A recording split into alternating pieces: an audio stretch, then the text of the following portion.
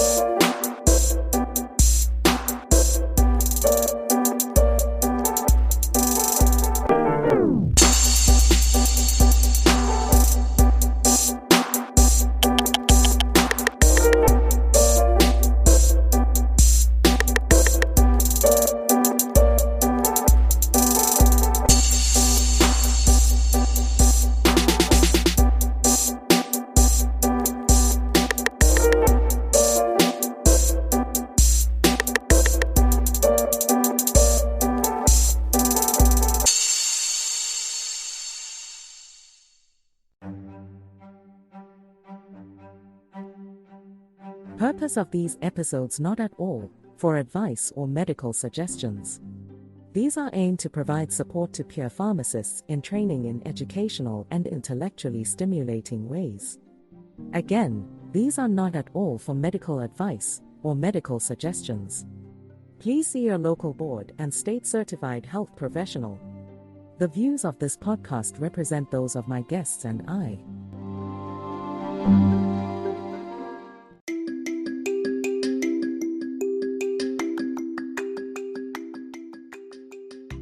Okay, Joshua, it is so good to have you on the podcast today. Welcome to the New Student Pharmacist podcast experience. We're so glad to have you listening in today.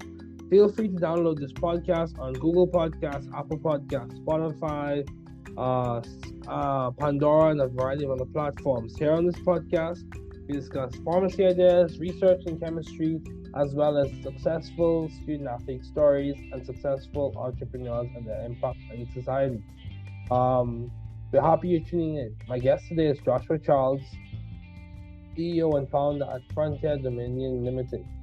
Joshua Charles is the founder and CEO of Frontier Dominion Limited, a dynamic global advisory firm committed to providing unparalleled expertise at the intersection of international geopolitics and business strategy.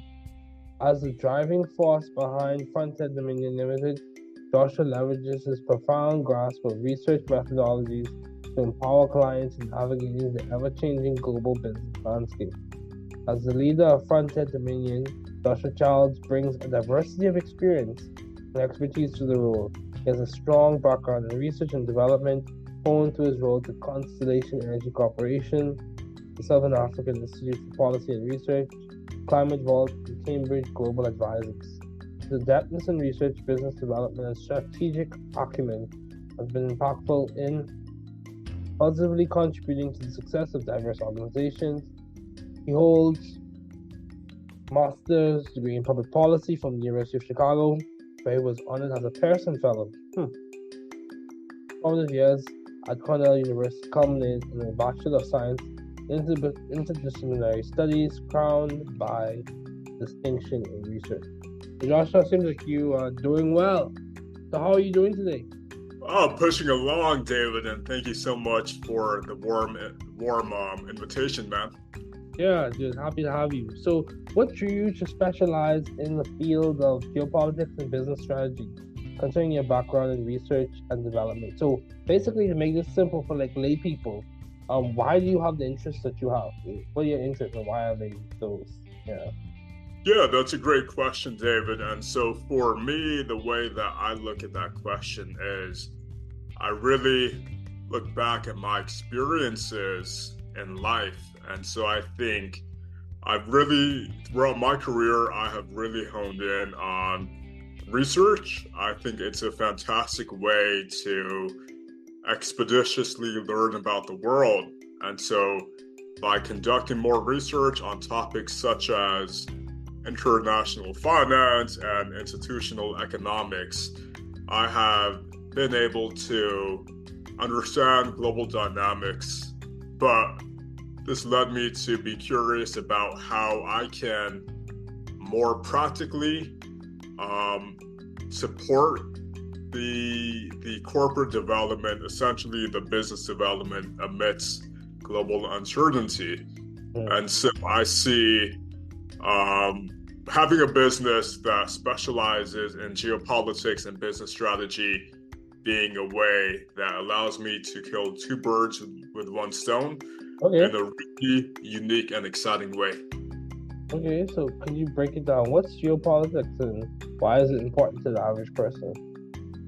Yeah, so geopolitics is really the study of the changes in geographical locations throughout the world and how that intersects with politics and how that has been influenced with politics. So it's important to the day-to-day listener because they need to know what's happening around them for them to prosper and achieve their goals. They need to know what the government is providing to them. They need to know what challenges and roadblocks that their respective government may have in order for them to, say, maximize their benefits received.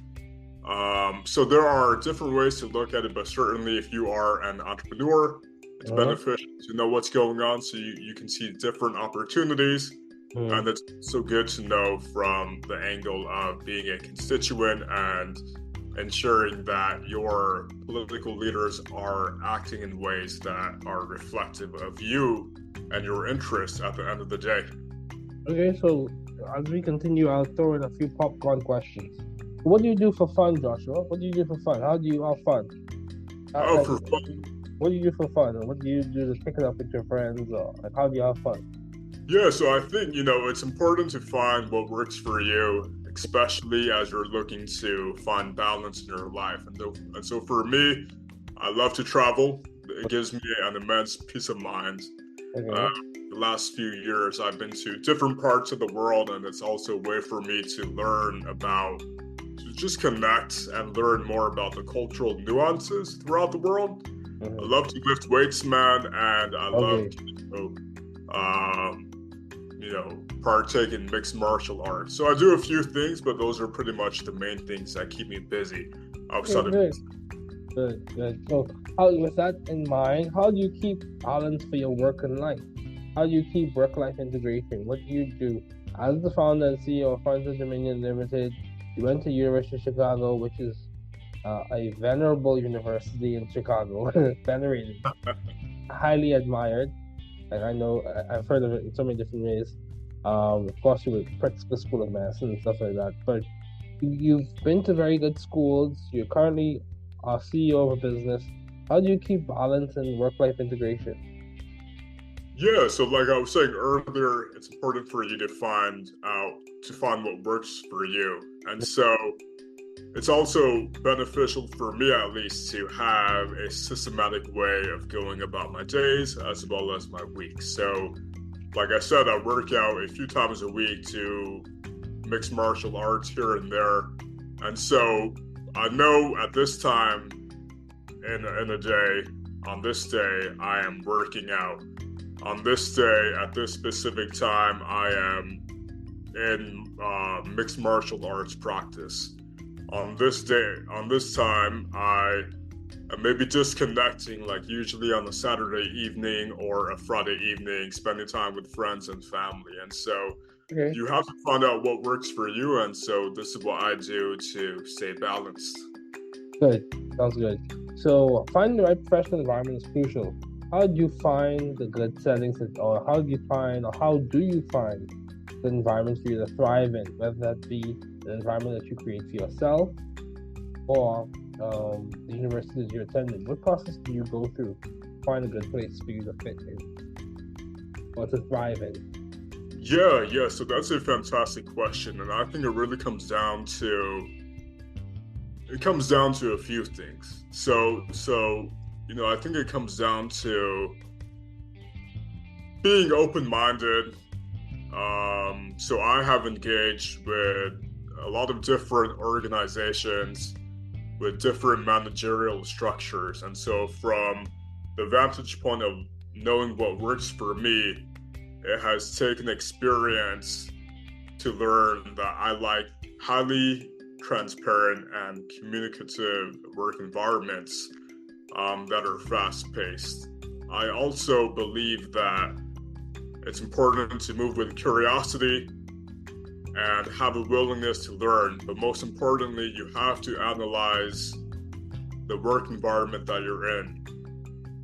At the end of the day, it is beneficial to understand the dynamics of the workforce you're in, understand how your manager may work if you have one, to not only ensure that you are remaining respectful, but also you can find a way to show your manager that you are interested in the work that you're being assigned, because we all have to start from somewhere, and in doing so, they will likely feel more compelled to do a better job at helping you grow and ultimately help support the business objective for the organization that they're working at. Okay, yeah, that sounds good. So how can you shed light on how you cultivate a sense of vision and consistently strong management within your firm? How do you keep vision? What do you do to keep perspective and keep insight into what you're trying to do within your firm? How do you keep vision and goals and the targets and objectives as you alluded to earlier? Yeah, so it's important to establish KPIs. Whether you are in the consulting industry or you are simply an entrepreneur or simply someone just looking to improve in life. And so you have to establish KPIs, or for those that don't know, key performance indicators that are appropriate for the space that you're looking to improve in. And so in the consulting industry, like for client stewardship, this may look like the frequency of engaging with potential clients. And personally, this may look like setting milestones that you would like to achieve in life, but actually spending time, right? You have to spend time to understand where you would like to go in life, personally, as well as in the business sense, or even professionally. And so by really identifying those milestones, those goals, and having that vision, You can see, you can align the actions you take on the daily to where you'd like to go in life. And I think that's ultimately how you get things done. Okay, good, man, good.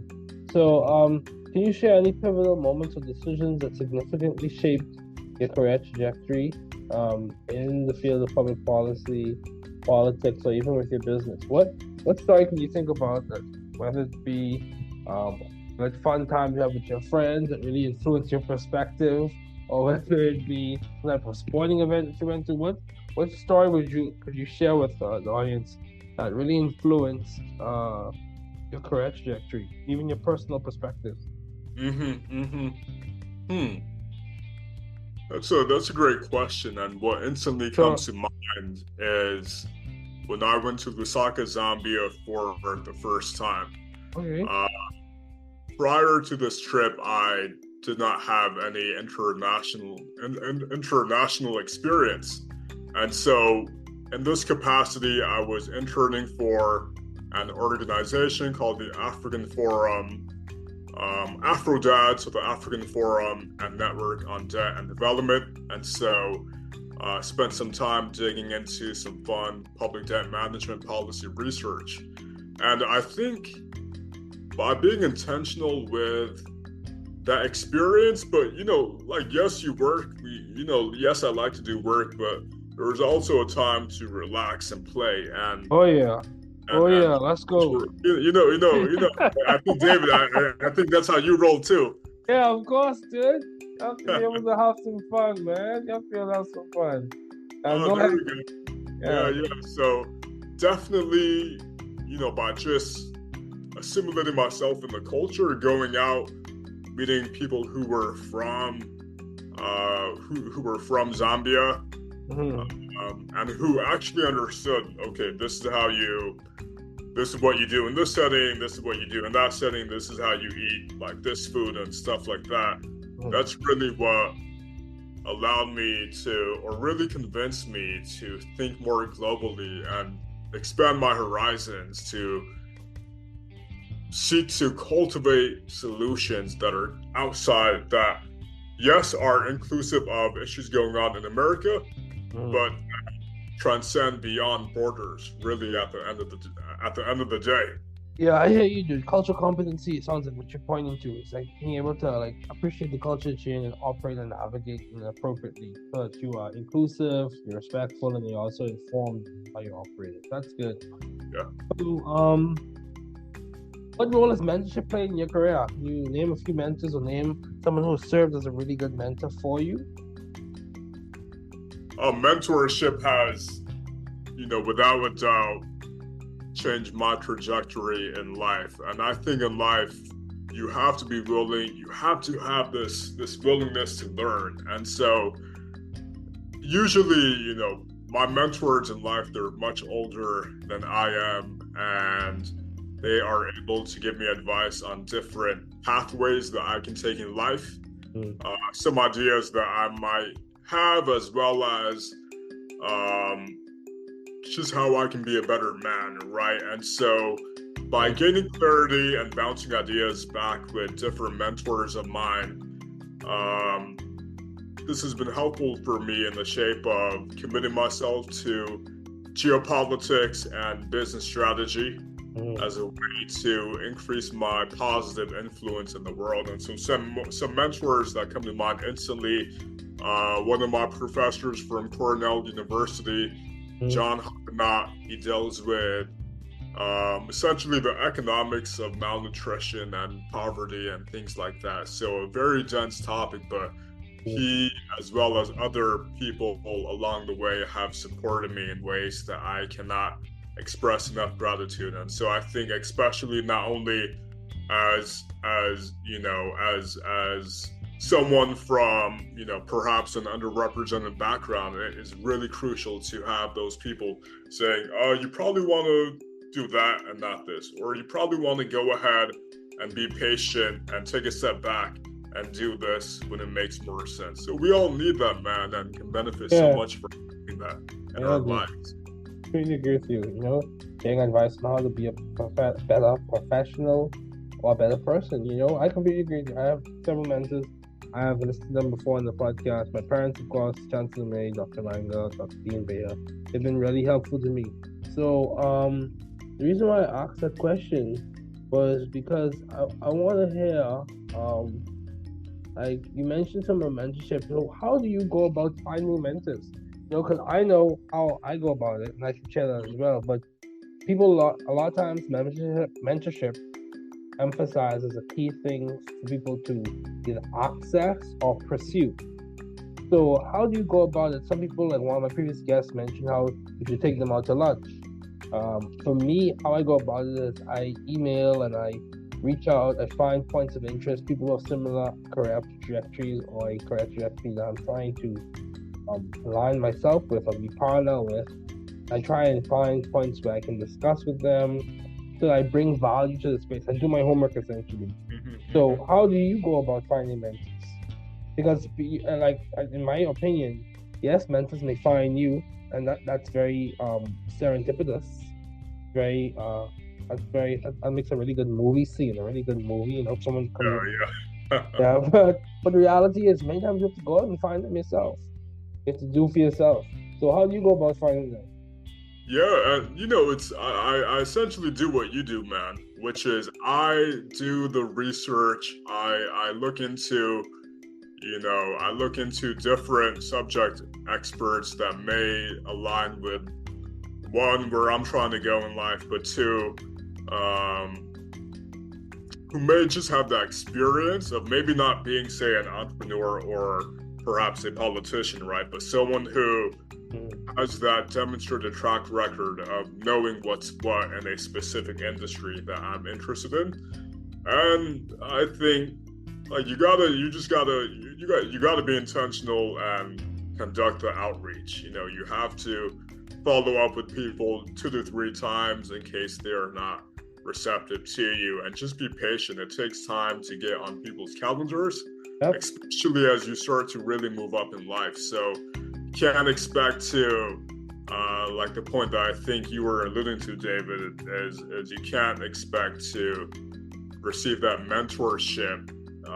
We don't live in a perfect world, and if you're not doing the outreach and doing what you can to receive that help, very seldom is someone going to actually reach out to you, at least in my experience, and say, hey, I recognize your potential, let me help you out, let me mentor you. That's not how the world works, generally. Yeah, generally, that's not how it works. And, I heard someone say, I was listening to them, and this might sound very, this will add a little bit more weight to what you're saying, even though what you said has a lot of weight. I'm all for the Disney movies. I'm all for them.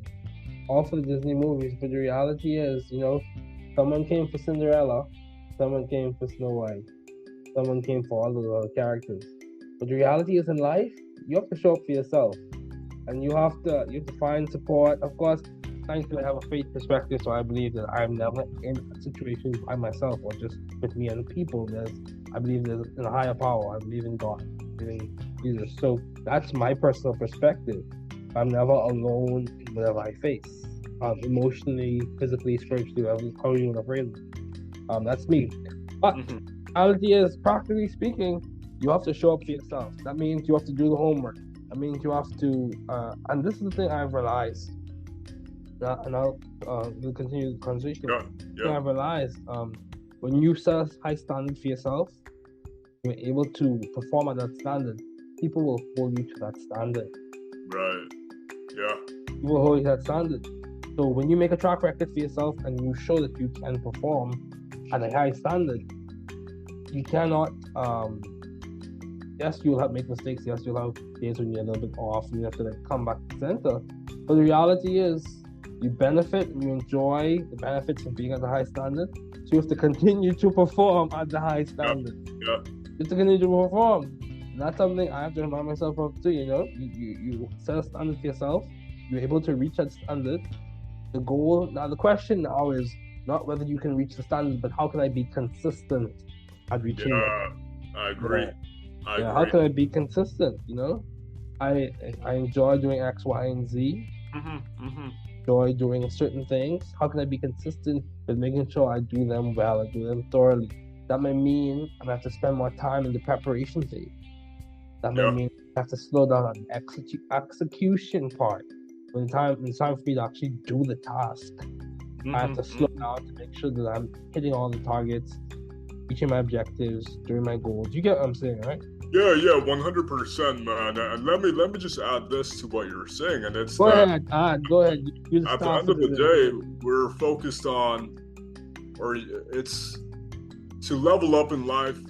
You have to remember, you have to bear in mind that your reputation is everything.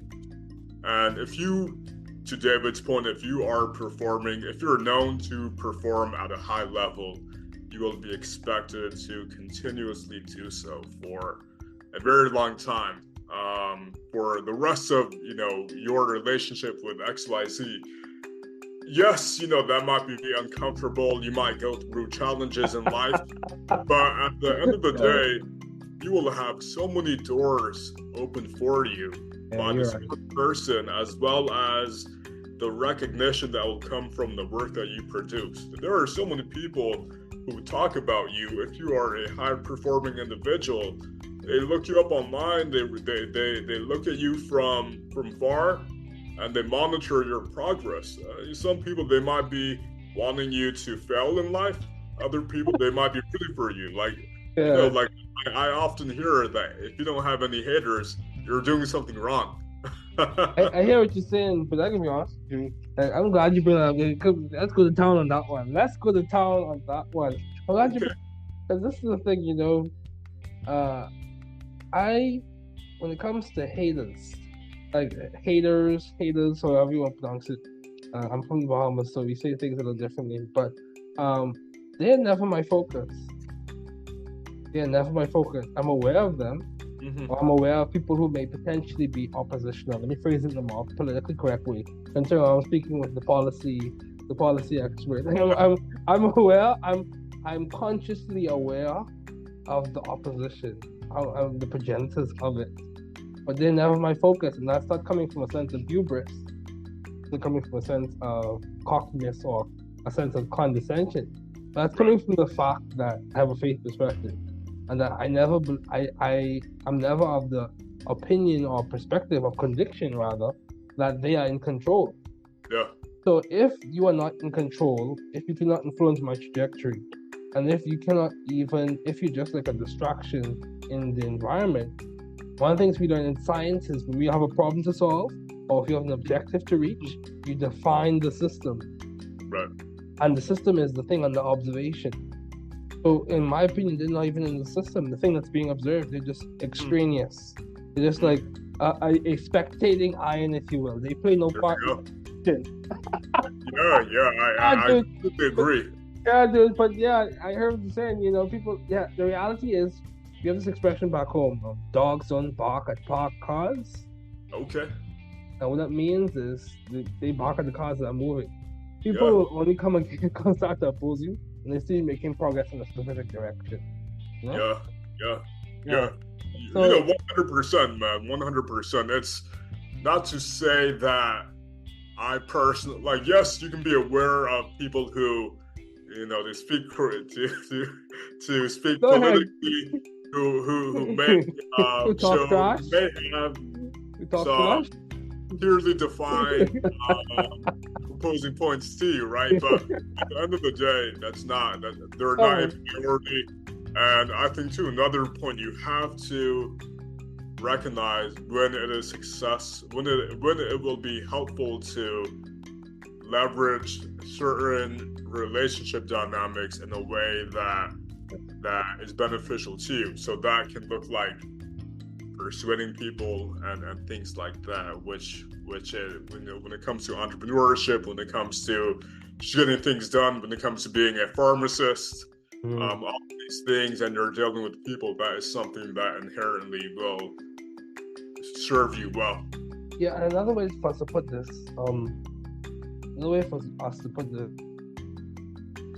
in a more PC way, is interpersonal difference or interpersonal conflicts.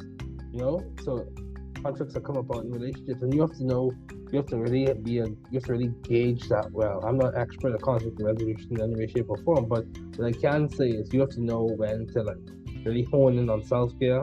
You have to know when to reach out to people to really get the situation under control. But yeah, man, I'm glad you brought it up. So, what has been some beneficial advice that you have received, or what has been some beneficial advice that what is some beneficial advice that you can give to people for pursuing a degree in public policy?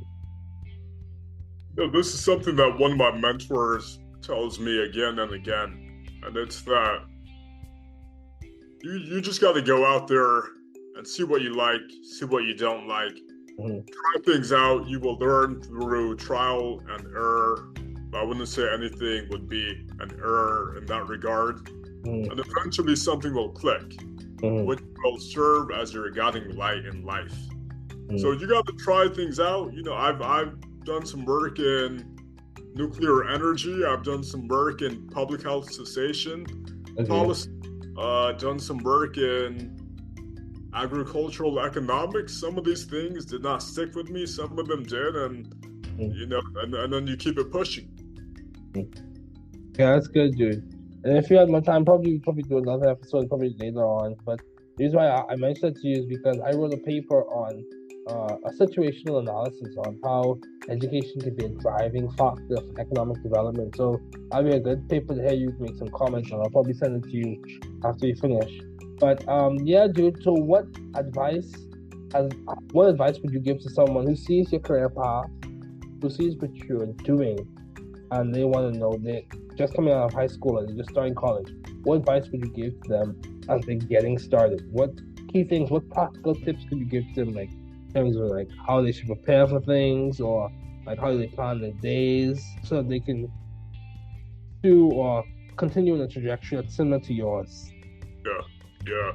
So for me, it's really, or rather the people out there, aspiring professionals in the geopolitical and business strategy space, I think it's important to really spend time thinking about the impact that you would like to have in this world, in this lifetime, and do the research like David and I were mentioning earlier. Do the research to seek out that mentorship. Well, one, understand the people who may align and be able to help you with your vision, but two, actually reach out to them and maintain these relationships throughout time. You really don't know what doors can open. And so if you are in high school thinking about even what college you would like to go to, really spend time thinking about where you'd like to go in life. And it's perfectly okay for that to be I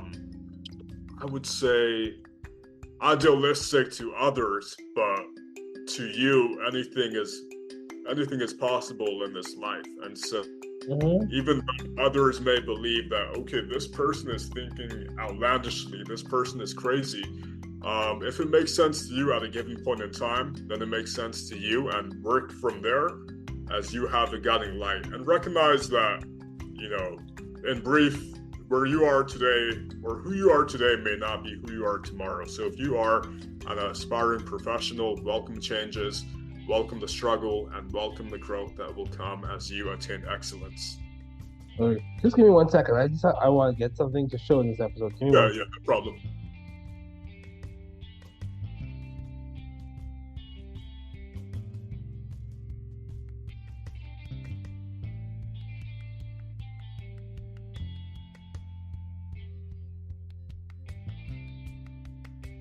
Okay, Joshua, we're back. So this is the reason why I went away. So yeah, along your point of people may think it's impossible, people may think it's outlandish, their perceptions may be of the disposition that are possible for you. But the reality is, you can do anything you put your mind to. You have the skills to do and that you're grace to do. Case in point, there's a textbook that I wrote, a science textbook that I wrote. In chemistry for everyone. This is a 514-page book, and 50% of the proceeds for this book, when integrated into different places, goes back, or it will go back as it's being integrated to the schools that integrate it. So 50% of the proceeds will go back. So how is it going to look? I started writing this book when I was 24. Now I'm 26 now. So you can't, like, another expression we have back home, you can't mind the noise in the market. You have to check the price of the fish. You have to focus. Yeah, bro. Yeah. You have to focus on what's important to you. You know, it's your life. Don't let no one take this from you. Make sure you own it. Own it. Right. You know who else is gonna live life for us? Who else is gonna live your life? Yeah. Yeah. We are the ones who will steer the ship. We are the ones who will face the consequences of our actions if we don't take them, or if you do take them. Regardless of what you do, there will be consequences. Of the input, there will be an output, whether it be more positive or negative, depending on your vantage point. It's just just do what, it's your life. Do what you want at the end of the day, and do what contributes to the overall good. And this is the thing, steady state is only theoretical. You either accumulating or you consuming. You're either generating or you create. Steady state is a theoretical construct, and it rarely is it true in terms of how we're operating on a day-to-day basis. You're either moving forward or you are falling behind. But be encouraged, everyone. Glad to have you listening. Once again, this is the new Student Pharmacist podcast. Thanks again, Joshua, for joining me today. Thank you, David. Thanks for listening to the podcast series The New Student Pharmacist, where we discuss chemistry and pharmacy, as well as leaders in pharmacy careers, community, and chemistry and pharmacy research. We encourage you to support the work we are doing and follow us on Spotify and Apple Podcasts by subscribing for free. We are so glad that you were able to tune in today. Note, the views on the podcast represent those of my guest, and I take care and all the best.